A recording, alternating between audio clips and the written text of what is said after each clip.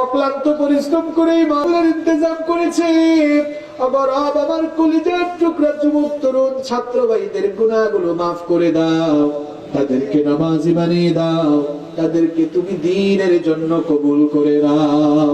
এদের মধ্যে কেউ কেউ পরীক্ষার্থী রয়েছে, আগামী মাসের 6 তারিখ থেকে এইচএসসি আলিম পরীক্ষা শুরু হবে।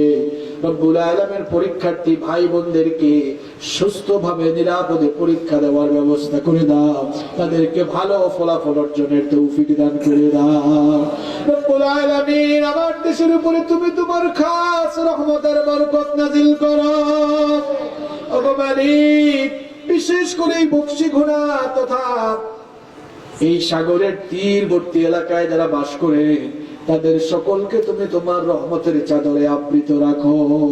প্রাকৃতিক সকল বালা মুসিবত থেকে আল্লাহ আমার ভাই বোনদেরকে হেফাজত করো। রব্বুল আলামিন তারা একেবারে সাগরের তীরে বসবাস করে অগরাব সকল মুসিবত থেকে তুমি তাদের হেফাজতকারী হয়ে যাও। এই জনপদের উপরে তুমি তোমার রহমতের বাড়ি ধারা নাজিল করো। রব্বুল আলামিন এই এলাকায় যত জেলে ভাইরা রয়েছেন তাদেরকে তুমি হেফাজত করো। রব্বুল আলামিন যারা ব্যবসায়ী আছেন ব্যবসায় বরকত দান করো। যে সকল ছাত্র ভাইরা মাহফিলে এসেছে মেধা বাড়িয়ে দাও। রব্বুল আলামিন তাদের মেধাকে প্রখর থেকে আরো প্রখরতর বানিয়ে দাও। রব্বুল আলামিন এই তরুণ কাফেলাকে কবুল করে নাও। এই কাফেলা ছোট ছোট তরুণ তরুণ ছেলেপেলেরা এই কাফেলাটি পরিচালনা করছে, সকলের গুনাহগুলো মাফ করে দাও, তাদের যোগ্যতা বৃদ্ধি করে দাও, নবীর তরিকা মতো জীবন পরিচালনার তৌফিক দাও। রব্বুল আলামিন গোটা দুনিয়ার মুসলিমদের জন্য তুমি সাহায্যকারী হয়ে যাও। ওগো মালিক, কোরআনের ময়দানগুলো আজ কোরআনের পাখিবিহীন হাহাকার করছে। ওগো মালিক, কোরআনের অসংখ্য গণিত পাখিরা আজ খাঁচায় বন্দী, জালেমদের জুলুমের রোশানলে তারা। রব্বুল আলামিন আমাদের কলিজাটা চিরে একেবারে ফেটে যাচ্ছে। রব্বুল আলামিন মুসলিম সকল উলামাদের তুমি হেফাজতকারী হয়ে যাও। রব্বুল আলামিন এই সকল মুসলিমদের তুমি সাহায্যকারী হয়ে যাও। কোরআনের পাখিদেরকে খাঁচা থেকে মুক্ত করে কোরআনের ময়দানে আবার ফিরায়া দাও।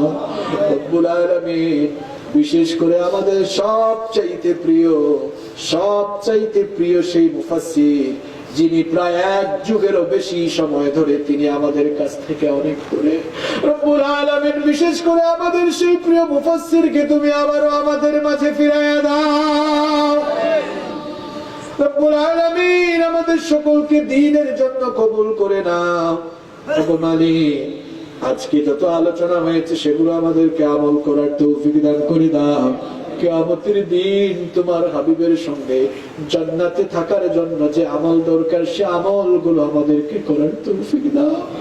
ওগো মালিক, শেষ আবেদন তোমার কাছে গো আল্লাহ, দুনিয়াতে কেউ আমরা চিরদিন থাকবো না। এই দুনিয়া ছেড়ে আমরা সবাই চলে যাব।